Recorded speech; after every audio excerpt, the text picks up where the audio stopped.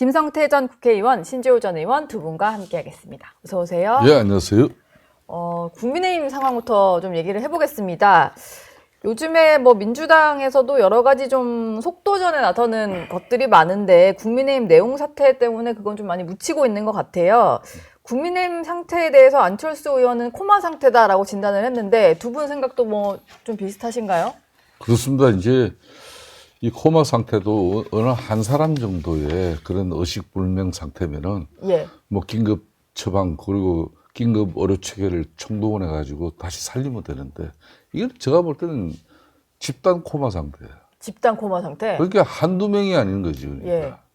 그런 상황이다 보니까 근데 작년 12.3 비상계엄의 그 오판 그리고 4.18 헌재 파면 결정 6월 3일 조기 대선 참패 그러면은 윤석열 그 책임으로 윤석열 뭐 우리 1호 당원이 자진해서 탈당하고 그랬기 때문에 정치적 책임이 끝났냐? 그거 아니거든. 집권 세력으로서 당정 관계를 가지고 국정 운영의 한 축이었던 당이 네. 분명 정치적으로 책임지는 그런 상당히 가단성, 처절함이 있어야 되는데 어느 누구 하나 책임지지 않고 그냥 우리는 흩어지면 죽는다. 우리는 똘똘 뭉쳐서 민주당에 맞서야 된다 뭐 이런 거잖아요. 민주당보다는 우리의 입맛에 맞는 우리 당 대표를 뽑고 내년에 각자 우리가 추천하는 기초단체장 공천 우리 당에서 차질 없이 이루어지고 예. 나는 그 다음 총선에서 아무 일 없던 것처럼 다시 한번 배지가를 달고 그렇게 하면 선수 늘어나는 거다.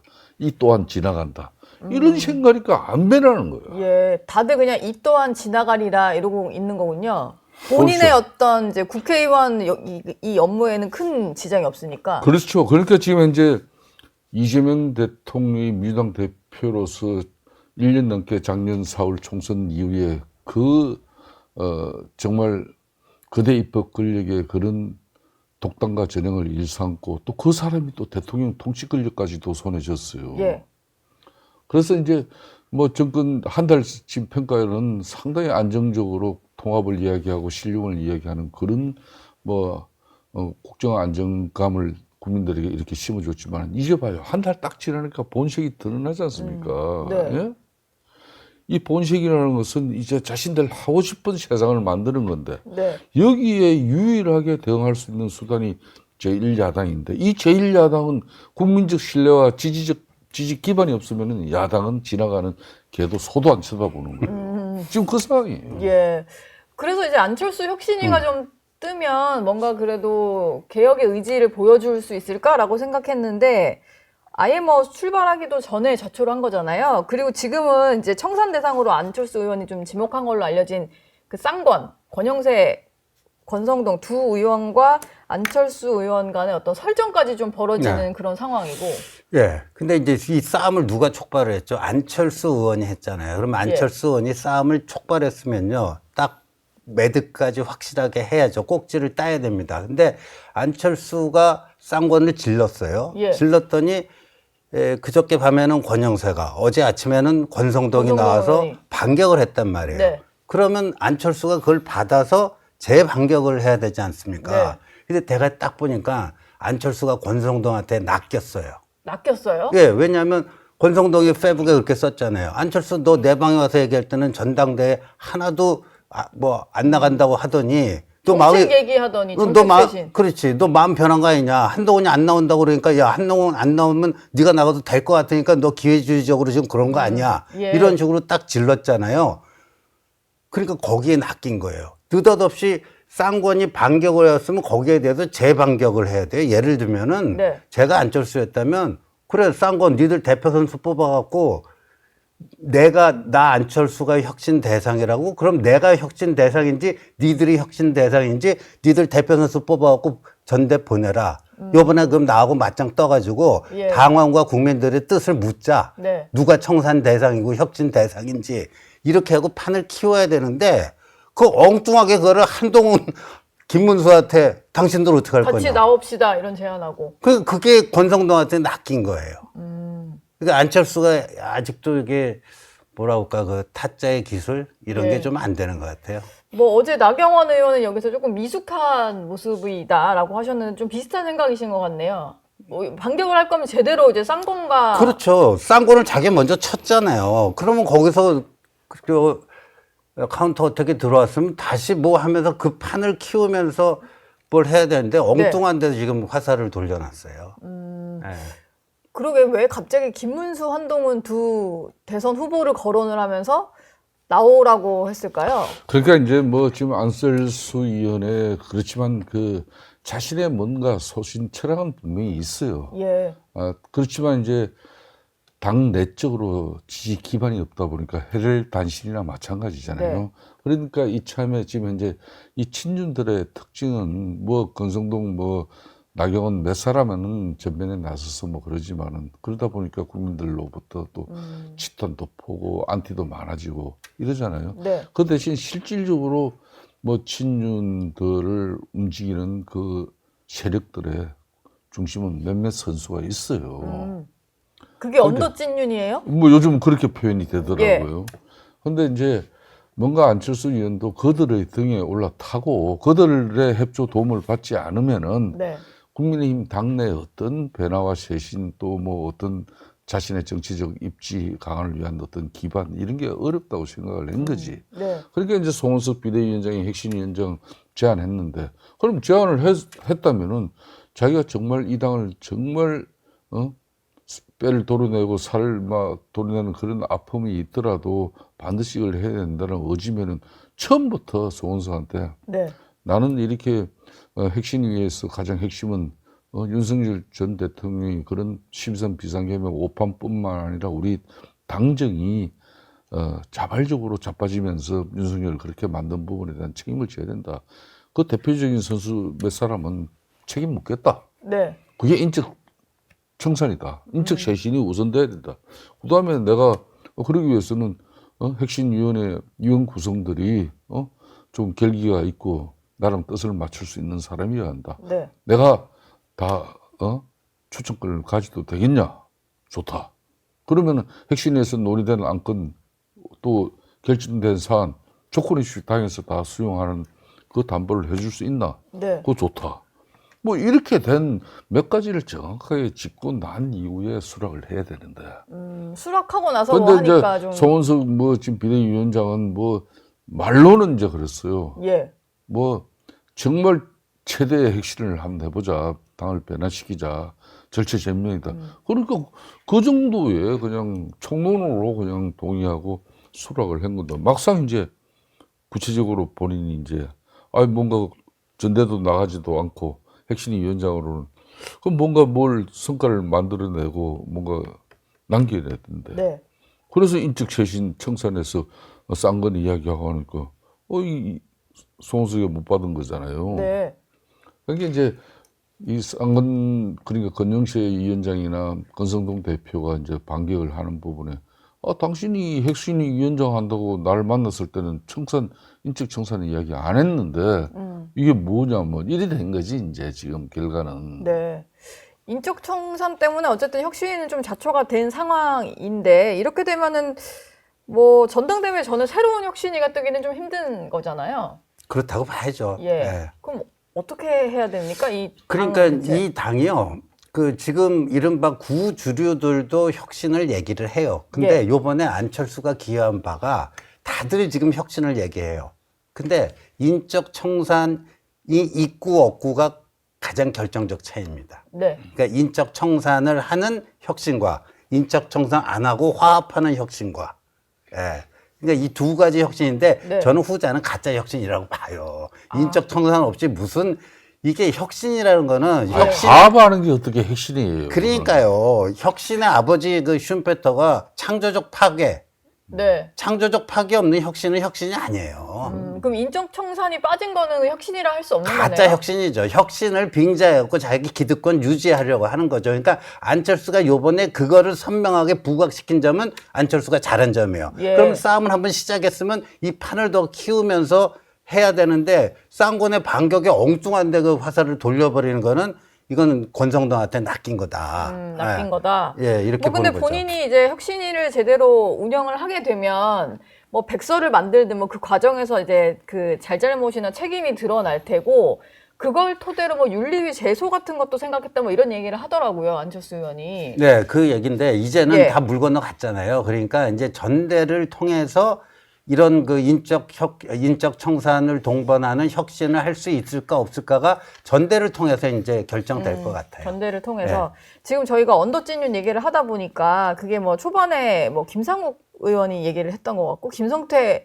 의원이 맞다 뭐 이러시면서 또 확산이 된 것 같은데 지금 댓글에 그래서 언더찐윤 누구누구 있냐 명단 작성할 수 없냐 이런 게 좀 달려요. 제가 그분은 이제 아십니까? 제가 이렇게 예. 이야기를 할게요. 네. 제가 이제 윤석열 대통령이 13 비상 그 결과로 이제 국회 탄핵 소추 의결되고 헌재에서 탄핵 심판이 이루어질 당시에 제가 이런 얘기를 했어요. 윤석열 정권을 망친 삼적이 있다. 관심 몰입에. 오적이 아니고 삼적을 삼적이요? 그때 이야기를 네. 했어요. 그때 이제 한 사람이 대통령실에서는 김용현 전 경호처장이었고 정부에서는 이상민 행안부 장관. 네. 그리고 당정 관계에 있어서는 뭐 본인이 메신저 역할을 자임하면서 또 당정 관계 그게 이제 이철규 의원이라고 내가 예. 구체적으로 짚었어요. 네. 그랬더니 그 간신 중에 한 사람이 나를 명예훼손으로 고발을 하더라고요. 예? 그런 사람이 당내에서 예. 예? 그런 역할을 해요. 아. 예? 그 외에도 좀 뭐 많아요? 다수가 있다는 거 아니에요? 많죠. 예. 아니, 그- 그러니까 드러난 건 내가 그렇고. 대략 이렇게만 이야기할게요. 네. 그러니까 윤석열 전 대통령이 자신 할당했다고 해서 보수가 다시 아무 일도 없었던 것처럼 국민적 일정 부분 지지를 받고 제1야당의 역할을 할 거라고 생각하는 것은 이거는 정말 나이브한 생각이에요. 네. 왜 아직까지 지난 대선 과정까지도 우리 국민들은 끝까지 고민을 했어. 정말 우여곡절 끝에 선 우리 당 후보 김문수 후보가 41%대의 지지를 받은 그 부분도 네. 정말 민주당 이 과도한 입법 권력의 남용, 남발 그리고 독단 이걸 정말 큰일 나는데 여기다 대통령 권력까지 그래서 끝까지 고민을 했는데 네. 그렇다면은 우리 자신들이 지금 현재 윤석열 전 대통령을 지원하지 않으면 안 된다는 거예요. 만일 김문수 당시 후보가 이 강화문 사거리 세종대왕 동상 밑에서 네. 큰 절로 국민들에게 윤석열 전 대통령의 비상계엄 잘못됐고, 예? 우리 보수는 새로 서겠습니다. 예?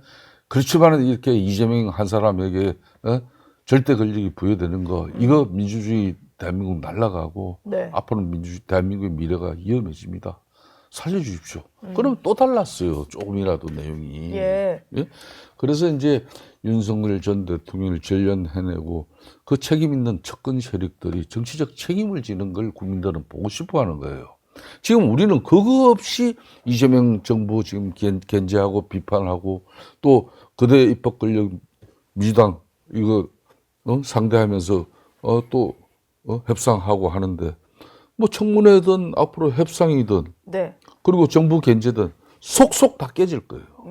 그래서 제가 늘 하는 이야기가 야당은 국민들로부터 일단 신뢰를 회복해야 된다. 네. 그러기 위해서는 윤석열 접근 권력에 빨대 꽂고 호가호위한 세력들 그 사람들이 책임져야지. 그러면은 예? 네. 그들 윤석열로부터 비주류로 수름 당한 사람들이 그럼 책임져야 돼? 네.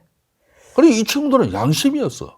그런 사람부터 해야 된다. 근데 지금 그럼 그런 사람들 구체적으로 뭐 유형을 좀 밝혀주라면 내가 밝혀줄게요. 어떤 유형이 예? 있는데요? 예. 자, 윤석열 측근 호가호위 세력으로서 네. 뭐 당정 관계에 있어서 자기가 메신저 역할을 한다 그러면서 작년 총선을 망쳐 말아먹은 친구가 있어. 아까 그분. 네. 네.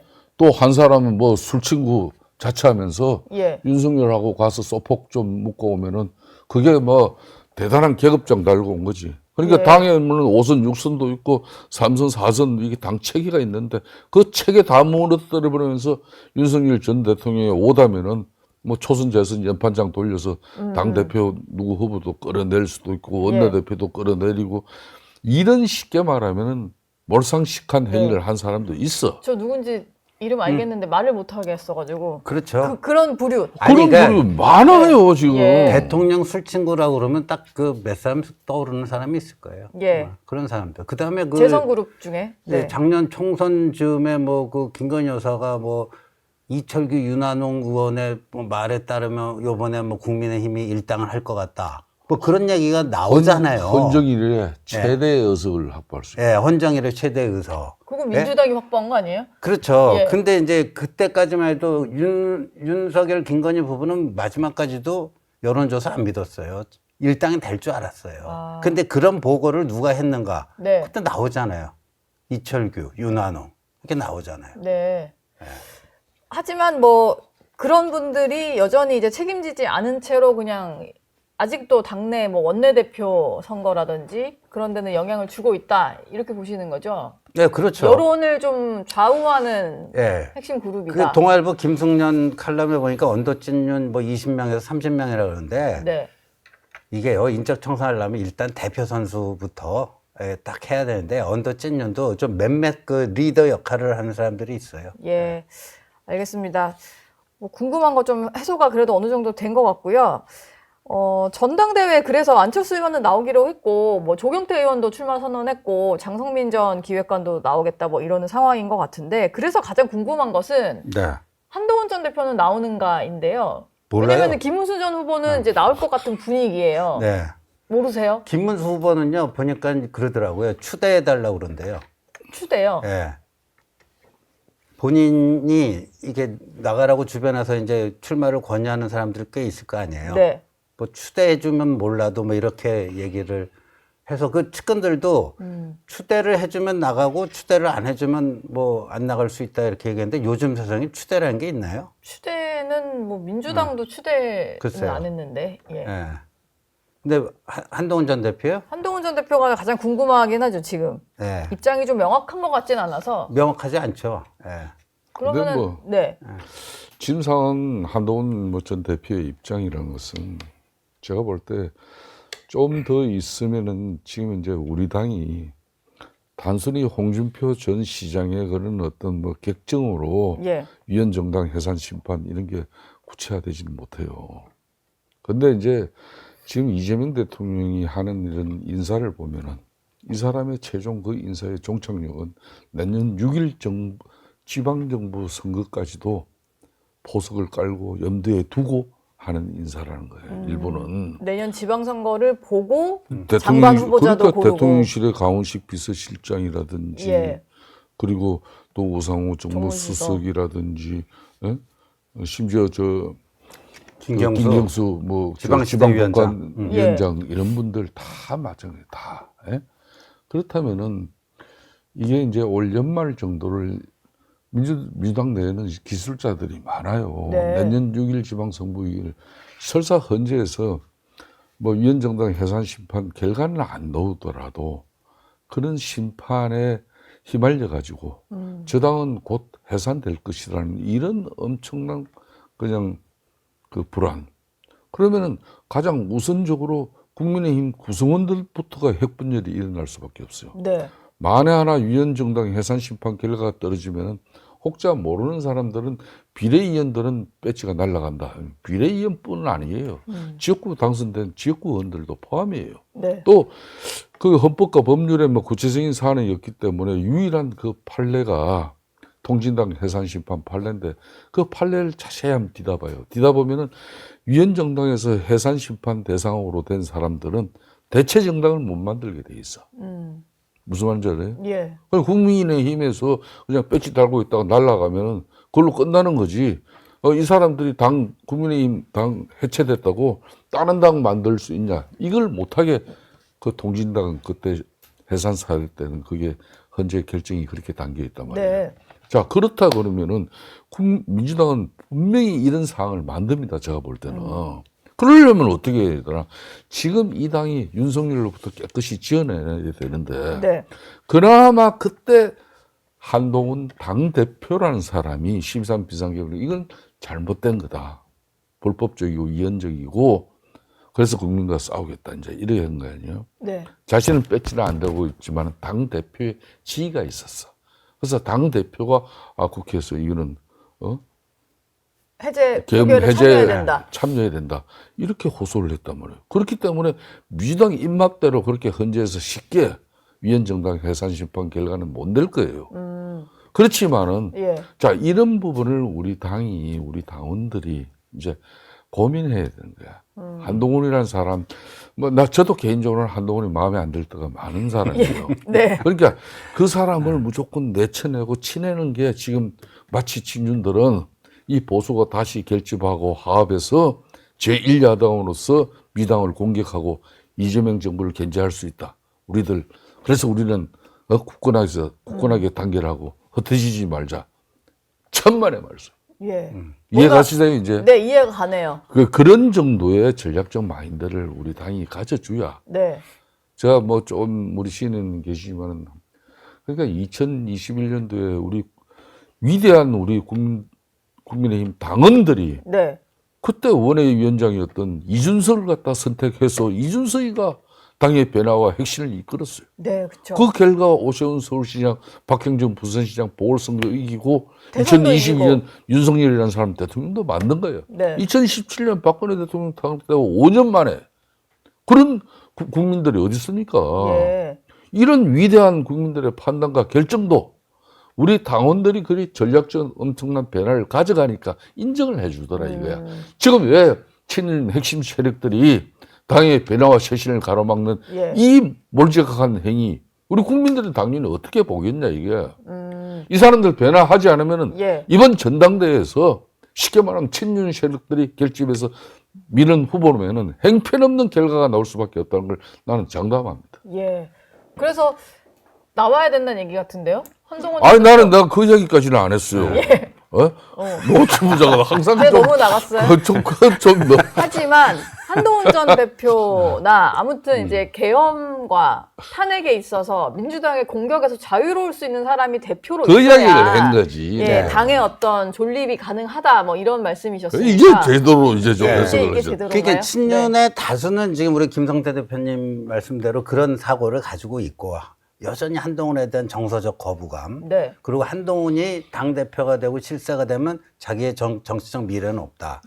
뭐 이렇게 되는 건데 일부 좀 머리가 돌아가는 친윤이 또 있어요. 일부. 그래요? 이런 친윤도 지금 사람들은 분화를 하고 있다면서요? 분할을 하고 있는 거죠. 근데 일부 그 친윤은 또 어떻게 생각하냐면요. 오히려 한동훈이 나와서 당대표가 되는 게 좋을 수도 있다. 그러니까 위원정당 뭐 이런 공세로부터 그걸 어느 정도 차단시켜주고. 그런 거지. 예. 네. 근데 어떻게 생각하는지 아세요? 그래도 그 사람들은요. 한동훈을 황금방패라고 불러요. 황금방패. 네, 황금방패인데 왜냐하면 위원정당 막 공세할 때 그걸 딱 막아주는 역할을 하잖아요. 네. 이재명은 숲속에 숨어 있었고 숲재명이랑 별명이 붙었잖아요. 네. 근데 한동훈 목숨 걸고 들어갔잖아요. 그 딱 대비가 되니까 위원정당 공세 들어올 때 막아줄 수 있는 황금방패가 되는데 황금방패라는 의미가 한 가지 더 있는 거죠. 지방선거 질 테니까 지방선거 끝나고 위원정당 막아놓고 물러난다. 그래갖고 더 황금방패라는 거예요. 패배 책임을 지고 물러나는 역할까지 하는 황금방패인 거군요. 여튼 뭐 확실히 말은 안 해주셨는데 고심하고 있는 중이다. 네. 지금 현 시점은 뭐 그렇게 보면 될 것 같습니다. 저희가 민주당 얘기도 좀 해야 돼서 좀 빨리 넘어가 보면요. 민주당도 8월 2일에 당 대표를 선출을 하는데 박찬대 의원과 정청래 의원의 좀 2파전으로 치러지고 있고 또 출마 고민하는 사람이 한 명 더 있는 것 같다라는 보도도 일부 있기는 했어요. 근데 저희가 좀 이렇게 주의 깊게 봐야 되는 것은 여기 같은 경우는 이제 현역 의원들의 어떤 표심과 당원들의 표심이 조금 다른 거 아닌가라는 생각이 좀 드는데 박찬대 의원이 어제 내란범에 대한 사면 복권을 제한하는 이른바 내란특별법을 발의를 했고 여기 현역 의원들 115명, 115명이 공동 발의자로 참여를 했더라고요. 근데 보통 이제 지금 국회에서는 이런 말이 돈대요. 박찬대 의원은 현역 의원 지지가 좀 높고 정청래 의원은 당원 지지가 높다. 두 분이 좀 여의도 정치권에서 들으시는 것도 비슷한가요? 정확하죠. 정확한가요? 그러니까 이제 민주당 내의 구성원인 현역 의원들은 대체적으로 볼 때는 박찬대 전 원내대표 지지가 월등하게 높아요. 예. 그렇지만 이제 대중성, 뭐 인지도 이런 것 측면에서는 민주당의 전통 지지층, 뭐 강성 지지층 이쪽 입장에는 정청래죠. 더군다나 정청래 같은 경우는 지금 김어준 또 이런 좌파의 공작 전문 선수가 또 상당히 또 뭔가 뒤를 좀 봐주는 그런 분위기예요. 아, 약간 힘을 실어주나요? 그런 게 이제 그렇기 때문에 지금 현재 뭐 맹심이란 걸 갖다 두 사람 다 그렇게 뭐 이재명 대통령의 가장 대표적인 친위 부대의 예. 선봉자들이기 때문에 충성심에 대해서는 이재명 뭐 대통령 입장에서도 어느 누구를 뭐 이렇게 굳이 선택해야 된다는 필요가 없어요. 그렇지만은 제가 이제 정치 좀 하면서 저도 노동운동을 한 20몇 년 하다 보면요. 위원장 되고 뭐 또 리더가 되면요. 밑에 참모가 좀 거칠고 강하고 자기 정치하고 자기 스피커 목소리가 센 선수는 그게 그 자리에 올라가는 그 대표가 되고 장이 되기까지는 그런 정말 용맹한 참모가 절대적으로 우선적으로 중요하지만은 네. 되고 나면은 그런 쉽게 말하는 참모는 좀 부담스러워져요. 아, 그래요? 그래서 좀 조금 약해 보이지만은 박찬대 원내대표 같은 경우는 솔직히 말하면 이재명 대통령이 편안하게 당정 관계를 가져갈 수 있는 그런 사람이에요. 그게 또 너무 당이 지금 오버페이스를 하다 보는 그 모든 또 부담이 대통령 지지율, 대통령 평가에 또 연결되거든요. 네. 대표적인 게 한번 보십시오. 엊그저께 국무회의에서 이재명 대통령이 이진숙 방통위원장. 방통위원장 보고 분명히 이진숙 방통위원장 거짓말 했으면 지금 뭐 작살이 났을 건데 네. 방통위 안 만들어 봐라 그랬을 거 아니에요. 네. 그 이야기를 가방에 와서 어제 그대로 했는데 예? 엄청 뭐라 했잖아요. 예. 민주당은 어떤 그 대통령 그렇게 방송 3법을 좀 시간을 가지고 검토할 것처럼 비쳤는데 어제 민주당은 방송 3법 통과시켜 버리잖아요. 그죠? 네. 이런 게 바로 당정관 계. 그런 걸 지금 이제 박찬대, 정청래 이런 걸 이제 좀 지켜보면 알지만은 저 개인적으로 그럼 최종 누가 되느냐고. 예. 난 정청래가 될 공산이 크다고. 아, 당원들의 표심이 훨씬 더 클 것이다. 근데 여기 지금 뭐 법안 발의한 거 가지고 뭐 이렇게까지 해석하냐라고 할 수는 있는데 그래도 본인의 이름이 남는 거고 전당대회 중에 이렇게 이름을 또 올린다라고 보면 이게 약간 나는 그래도 박찬대 의원을 좀 지지한다라는 표심으로 또 그렇죠. 해석이 될 것 같긴 한데. 지금 그거 하려고 그러는 거고 박찬대 의원이 쓸 수 있는 마지막 카드는 명심은 나에게 있다라는 걸 조금 더 노골적인 방법으로 드러낼 거예요. 예. 그래갖고 우리가 과거에 이재명 대통령이 두 번째 당대표 도전했을 때 최고위원도 순위 관리를 했잖아요. 네. 정봉주가 앞서가지 않았습니까? 예. 근데 자기 옆에 자기 차에 누굴 먼저 태우고 라방을 같이 하느냐. 거기서 김민석이 1위였어요. 김민석을 계속 그러네요. 띄우니까 결국 뒤집어지잖아요. 얘기하니까 생각이 나네요. 네. 라방을 누가 먼저 하느냐, 그렇죠. 차에 누가 타냐, 뭐 이런 네. 게. 그러니까 정청래나 박찬대나 둘 다 뭐 찐명 중에 찐명이다. 그건 세상 사람들이 다 아는데 네. 명심이 어디에 있는가가 중요한 거예요. 그럼 집권 초기에 명심 1위 후보가 떨어지고 2위 후보가 된다? 이거는 조금 안 좋아요. 그러니까 지금, 예. 역시 개딸들은 우리 이장님 옛날에 제명이네 네. 마을 때 이장님의 마음이 어디에 있는가? 그게 나중에는 판단의 중요한 기준이 될 수 있겠죠. 그럼 지금 김성태 의원은 어심이 있는 정청래 의원이 이길 것 같다 하셨고 모르겠어요. 여긴 저도 박찬대 근데 의원? 아무래도 네. 근데 만약에 저번에도 우리 노 부장이 그랬잖아요. 명심과 어심 중에 어심은 김어준 마음이라나요. 그럼 뭐 대통령이나 되는데 김어준한테 밀렸다? 집권 초기에? 그거 말이 돼요? 뭐 어차피 뭐 자기는 개입 안 했다. 아니 뭐 이거는 하는 거니까. 제가 예. 민주당 케이스를 좀 연구를 한 게 있는데 이재명 대표가 당 대표가 되고 또 맹심 논란을 그다음에 이제 원내대표 선거 이런 걸 할 때 이래 보면은 그리고 국회의장 또 지금 후보를 누가 민주당이 1당이기 때문에 되느냐 대단히 중요하잖아요. 그런 거 보면 우원식 지금 국회의장 같은 경우도 맹심보다는 그냥 추미애를 끊고 우원식이 된단 말이에요. 네. 또 그 전에도 이제 홍익표가 또 원내대표가 된단 말이에요. 쉽게 말하면 친명 인사가 아닌데. 네. 그렇듯이 당의 대통령이 당이 이재명 대통령 되는 그 결집이나 결속은 뭐 손톱 끝마치도 의심할 계기가 없어요. 그렇지만 막상 되고 나면 당은 당대로 또 놉니다. 아, 그렇죠. 뭐 대통령에 대한 어떤 뭐 그게 그 마음이 사라졌다기보다 이제 당은 또 별도의 당 조직이니까. 저도 처음에는 박찬대가 되는 걸로 저도 판단을 했어요. 그런데 시간이 분위기가 좀 조금 그렇군요. 흐르면서 이를 보고 저는 또 민주당 인사들을 좀 나름 뭐 대응을 하는데 그 분위기를 저 나름 판단할 때는 뭐 그런 게 있어요. 알겠습니다. 두 분께 마지막으로 짧게 질문 하나 드려야 될 것 같은데 김명기 민주당 원내대표가 오늘 한 언론 인터뷰한 걸 보니까 이재명 대통령을 기소한 검찰을 향해서 공소를 취소하거나 공소장을 변경해야 된다 이런 얘기를 좀 했습니다. 이게 앞서 정성호 법무부 장관 후보자가 서울대 이제 동문들 앞에서 강연하면서 얘기를 했던 건데 민주당의 원내대표인 김병기 원내대표가 얘기를 한 정도면 아마 이런 게 앞으로 진행이 될 것 같아요. 이 여론전이. 근데 이건 뭐 중국이나 러시아 같은 일당 독재 국가에서나 가능한 일이지. 어떻게 이게 그러니까 국민의힘이 얼마나 지금 우스워 보이면 그 여당의 집권 여당의 원내대표에게는 망언을 쏟아내는가. 예. 어이가 없습니다. 예. 김성태 의원은 공소 취소 얘기 어떻게 들으셨나요? 이게 불가능한 일이 아니에요.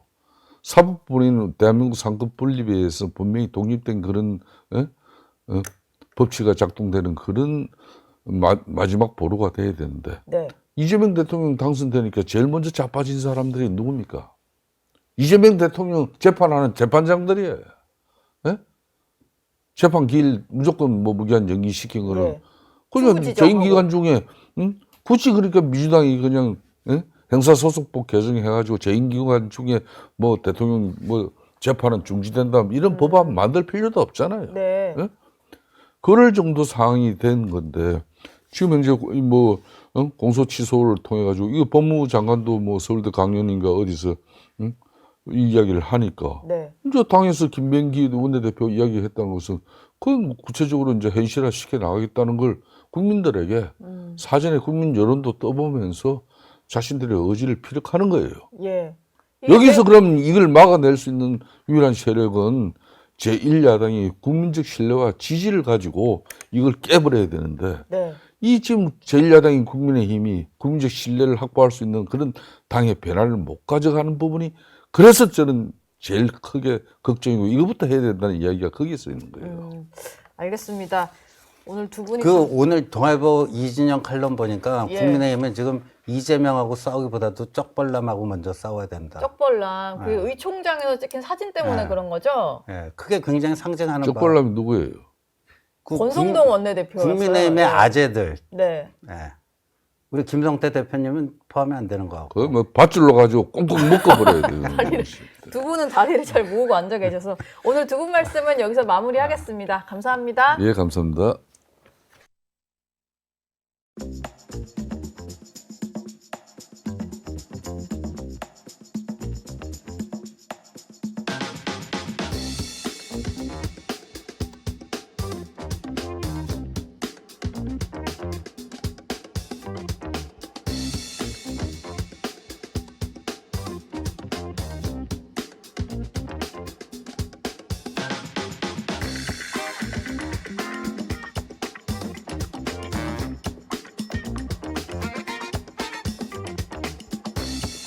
네, 오늘 시그널픽에서는 김경률 전 국민의힘 비대위원 모시고 자세한 얘기 나누겠습니다. 어서 오세요. 예, 반갑습니다. 네, 반갑습니다.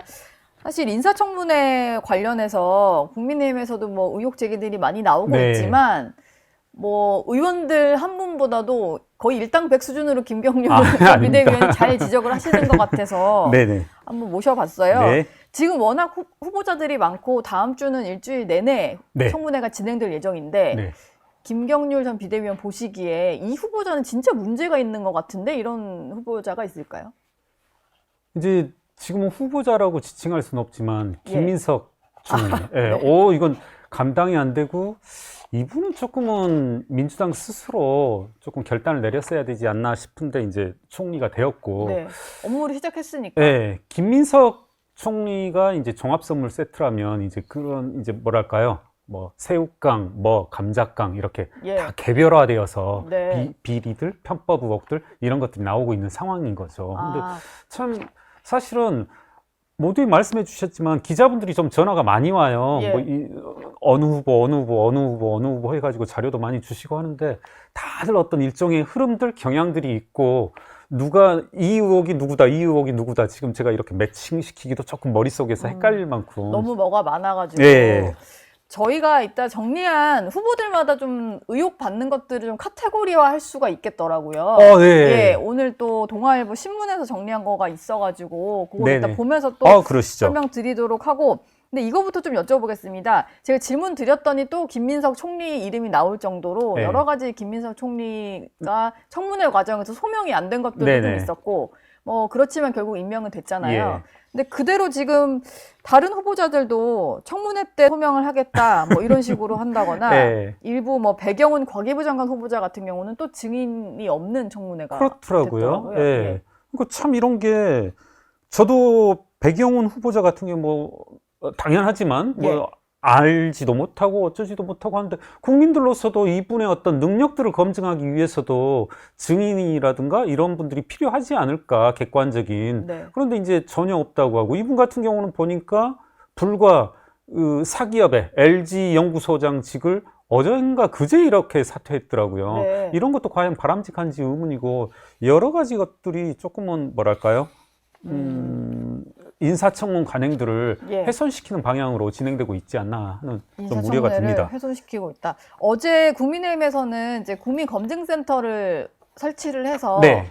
후보자들이 워낙 많다 보니까 국민들 제보도 받겠다 이렇게 네네. 하면서 좀 여론전 하겠다라는 것 같아요. 근데 지금 보니까 이해 충돌을 불러일으킨 주식 거래라든지 네. 뭐 농지법 위반 의혹도 맞아요. 있고 네. 또 교육부 장관 후보자 같은 경우는 논문 재탕에 제자 논문 가로채기, 네네. 자녀의 어떤 조기 유학 의혹이 있고 부동산 투기 같은 것도 뭐 등장을 하고 예. 심지어 음란물 유포 혐의 벌금형 네. 후보자도 예, 있고 봤습니다. 예. 음주운전 예. 벌금형도 또 있고 예. 뭐 그런 상황이에요. 지금 저희가 이제 화면에 좀 띄우면서 설명을 드릴 텐데 일단 이해충돌 의혹 네. 후보자들이 있고 농지법 위반 의혹은 본인이 직접 농사 짓지 않으면서 땅을 사놓고 그렇죠. 대리 경작을 하고 뭐 예. 이런 거잖아요. 이거는 예전에 윤희숙 전 의원, 지금 윤희숙 네네, 여인연구원장이 사실 결과적으로는 뭐 혐의가 없는 걸로 결론이 난 네네, 것 같음에도 불구하고 직을 그만둘 정도로 한창 이게 그랬죠? 논란이었던 그랬죠. 혐의인데 예, 예. 이거 의혹을 받는 분이 꽤 있어요. 정동영 통일부 장관 후보자도 있고 정은경 복지부 장관 후보자도 그렇죠. 남편이 지금 농지법 위반 의혹이 예, 있더라고요.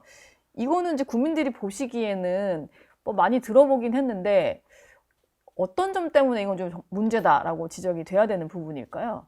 한마디로 그러니까 이제 저도 오면서 이 앞에서 작가님하고도 말씀을 나눴고 집에서 오면서도 무슨 생각을 했냐면 예. 저도 이제 공인회계사이고 과거 시민단체 활동을 했고 뭐 이제 정치권에도 몸담았어서 사실은 이렇게 세무사무실 운영을 하면은 고객분들이 이제 풀이 넓거든요. 네. 그러면 과거 뭐 5년 전, 10년 전 전화가 오면 사실은 별의별 전화가 많이 와요.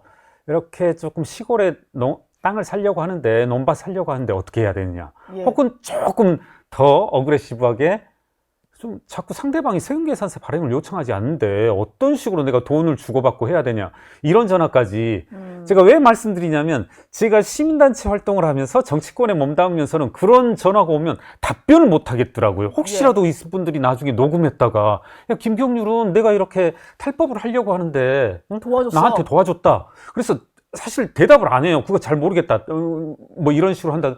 근데 제가 오늘 지금 뭐 예를 들어서 정동영 후보라든가 네. 그다음에 한성숙 후보이신가요? 한성숙 중소벤처기업부 장관 후보자. 그분이라든가 그다음에 우리 정은경 후보 이런 분들의 사례를 들면 제가 감히 이야기하지 못했던 것들을 참 적나라하게, 그리고 오늘 이 프로를 보고 계신 시청자분들한테 뼈가 되고 살이 될 만한 좋게 말하면 절세, 편법, 탈세 이런 방법들을 모아서 정리해 줄 수 있을 것 같아요. 예를 들어 정동영 후보의 배우자 같은 경우는 농지를 취득한 이후에 사실 형질 전환을 하신 거잖아요. 거기에 네. 이제 주택을 건설해가지고. 예. 그러면 사실 시세가 뭐 3배, 4배 이렇게 뛴다고 하거든요. 그리고 이제 정우경 후보 같은 경우에는 농지를 취득하고서, 뭐 정확히는 배우자입니다만은 네. 농지를 취득하고서 어떻게 향후에 있을 매매 차익에 대해서 이 절세 방안을 마련할 수 있는지 그런 것까지 종합적으로 제가 뭐 탈법적인 것을 설명하는 게 아니라 이분들 사례 하나하나를 들면 그게 그 방법이에요.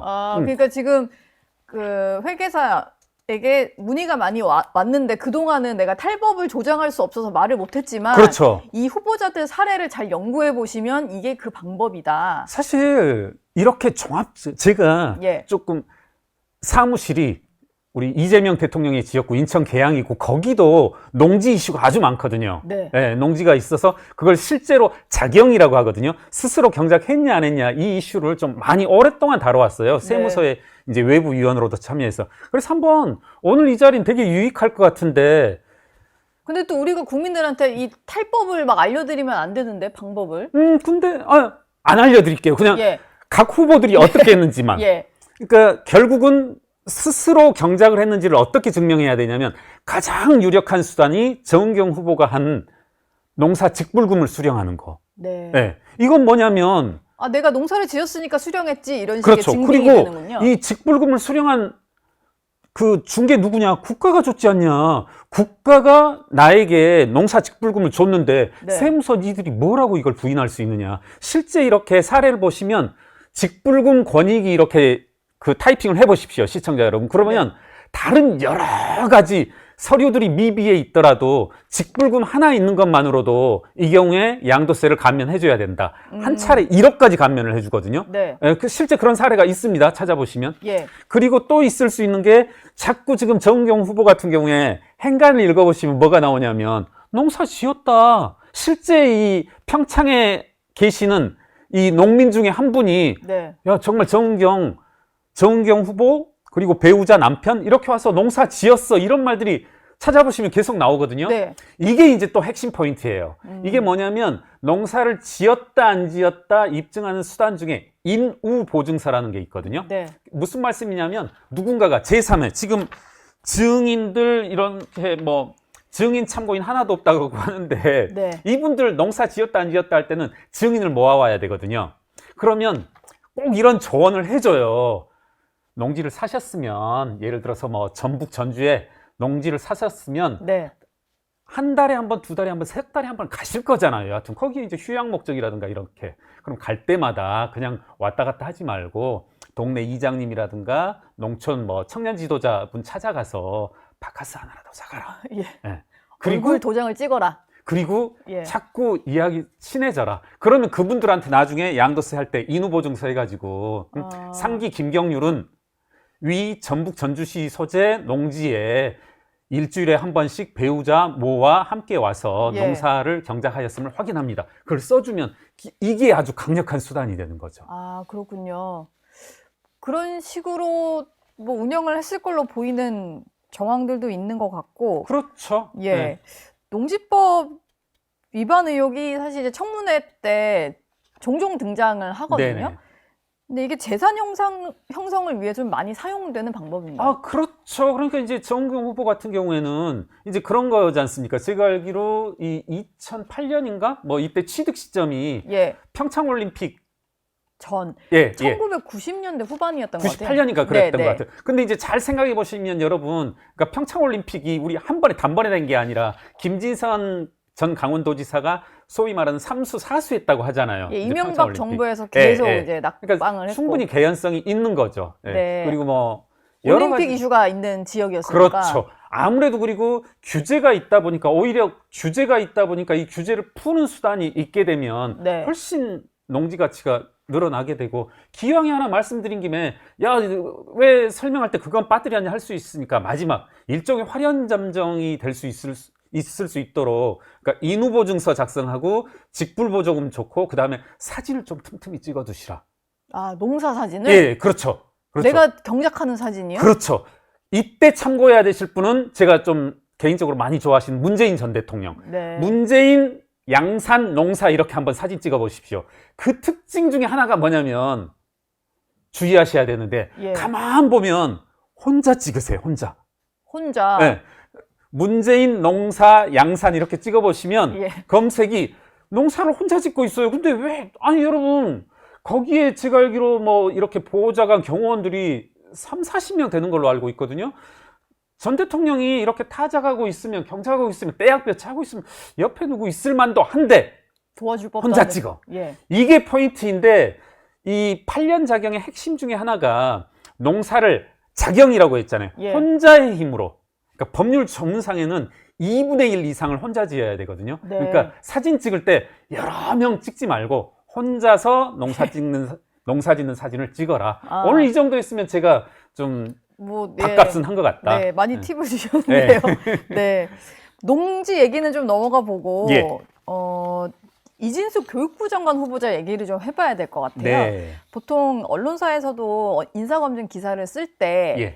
배우자보다는 본인의 의혹에 조금 더 집중을 하고 그리고 본인이 가려고 하는 어떤 자리 있잖아요. 예. 어느 부처 장관 후보자냐에 따라서 거기와 관련된 것에 대한 좀 의혹이 있으면 더 네, 주의 깊게 그렇죠. 보는데 이진숙 교육부 장관 후보자 같은 경우는 논문 표절 네. 뭐 이런 의혹이 있고 또 자녀 같은 경우는 조기 유학을 보내면서 네. 의무 교육 시기를 좀 뭐 그렇더라고요. 위반했다 뭐 위반했더라고요. 이런 의혹이 좀 네. 있는 것 같아요.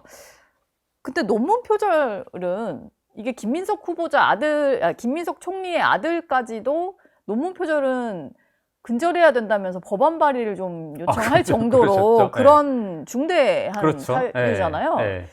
이거 근데 제대로 소명이 안 되고 있거든요. 그렇죠. 사실은 뭐 이런 말씀이 허니문 기간이니까 우리 이재명 대통령께서도 뭐 이재명 대통령이 표현한 대로 뭐 성남의 이름도 모르는 대학 박사학위 논문이 이제 석사학위 논문이 문제가 됐지 않습니까? 뭐 표절 의혹이 있고 했었고 또 김건희 여사에 대한 뭐 표절로 말미암아 이제 석사학위도 취소된 것으로 알고 있는데 예. 이게 보면 더 심하시더라고요. 이렇게 이진숙 후보자 같은 경우는 오늘 뭐 주진우 의원이 발표한 내용에 따르면 이제 저도 많이 쳐봤으니까 WJD 정자, 예. 정자를 WJD로 한 급하게 식으로, 하다 보면 예. 한글 자판이 그렇죠. 영어로 갑자기 바뀌면서 예, 잠깐 영어 섞이고 이런 거. 그렇죠. 네. 예. 그 정도로 했던데 이건 해당 부처의 장관치고는 좀 너무한 거 아닌가. 그리고 계속 반복적으로 또 그와 같은 행위들이 이루어졌다라고 하면은 예. 조금은 자질의 국민적 차원에서 의혹들이 제기되지 않을까 그런 생각을 하게 되네요. 그 지금 뭐 서울대 10개 만들기 공약을 좀 영향을 준 분이고 예. 관련해서 민주당에서 직책도 맡았었잖아요. 네네. 근데 본인의 두 자녀는 다 조기 유학을 보내고 심지어 그렇죠. 둘째 딸 같은 경우는 그때 동행하지 않아서 예. 의무 교육법 위반 의혹까지도 불거진 상황이고 네. 근데 뭐 조기 유학 갈 수도 있고 뭐 그렇지만 교육부의 수장이 되겠다라고 하면서 본인들의 자녀는 국내에서 교육을 이렇게 안 시킨 거는 좀 문제 아닐까요? 그렇죠. 예.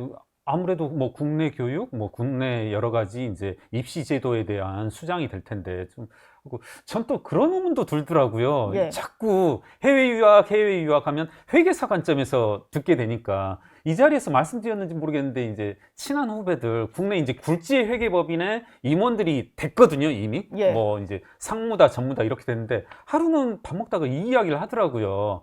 형, 회계사 이 파트너라고 하거든요. 네. 이제 회계법인은 예. 파트너인 두 종류가 있다. 하나는 자식들을 유학 보낸 파트너, 파트너. 그리고 유학 보내지 않은 파트너. 유학 보낸 파트너들은 돈을 못 모은다 이런 말을 하더라고요. 예. 사실 회계법인 파트너들이 연봉이 셀것 조금은 같은데? 상상 이상으로 세요. 예, 상당히 예. 셉니다.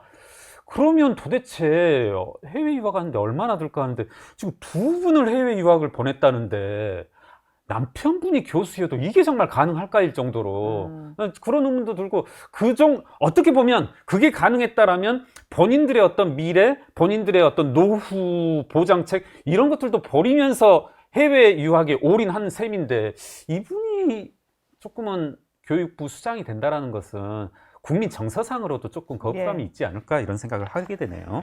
근데 뭐 저희가 계속 이렇게 얘기를 하고 있습니다만 예. 다음 주에 청문회가 시작이 될 거잖아요. 근데 뭐 대부분의 후보들이 청문회 때 소명하겠다라는 상황인데다가 예. 그럼 하루 정도 청문회하면 끝나는 거고 예. 뭐 표결이 필요한 후보자도 이제는 없다 보니 웬만하면 그렇죠. 그냥 임명이 다 될 것 같은 예, 거예요. 그러니까 저도 이제 뭐 페이스북에 한번 썼는데 네. 다들 이제 레파토리가 똑같더라고요. 청문회장에서 소상히 설명드리겠다.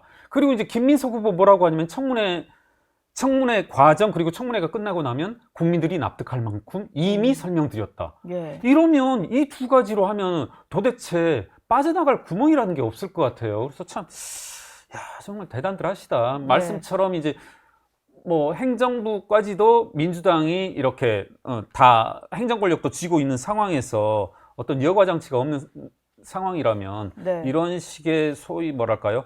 인사 과정에서의 어떤 독재, 전횡이 계속 반복되지 않을까 하는 우려가 있습니다. 알겠습니다. 지금 김경률 전 비대위원이 SNS에 여러 가지 좀 후보자들 의혹도 지적을 하시고 네. 또 한 가지 좀 정리를 하신 게 있던데 이재명 대통령의 변호인 중에 공직에 진출한 사람이 몇 명인지를 좀 정리를 해놓으셨더라고요. 네, 예. 근데 꽤 많았어요.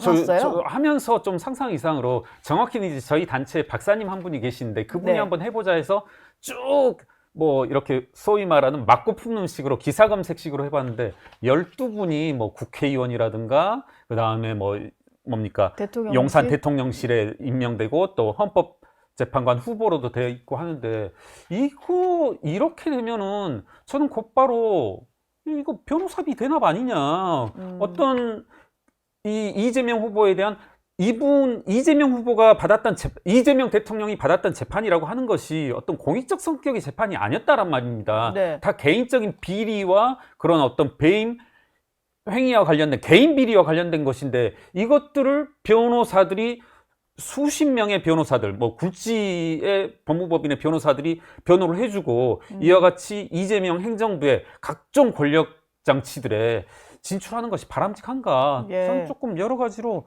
어떤 경제적 실질에 있어서는 변호사비 대납이라는 그런 의혹을 살 수 있지 않나 이런 생각을 하게 됩니다.